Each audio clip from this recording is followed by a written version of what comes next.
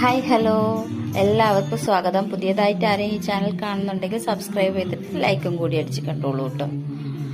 ഞാനിന്നുള്ളത് ശിവരാത്രി ആയിട്ട് മണ്ണൂർ ശിവക്ഷേത്രത്തിലാണ് ഉച്ചയ്ക്കുള്ള അന്നദാനത്തിന് എത്തിയതാട്ടോ. ഒരു അരമണിക്കൂറോളം ഞാൻ വരിക്ക് നിന്നിട്ടുണ്ട്. മെല്ലെ മെല്ലെയാണ് നീങ്ങുന്നത്. എല്ലാവരും ശിവരാത്രി ആയിട്ട് എന്താണ് പരിപാടി?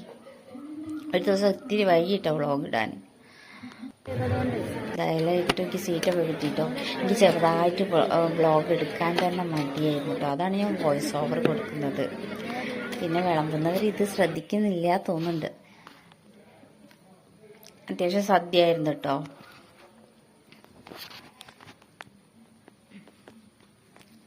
നല്ല ക്ഷമ ഉണ്ടായിരുന്നു.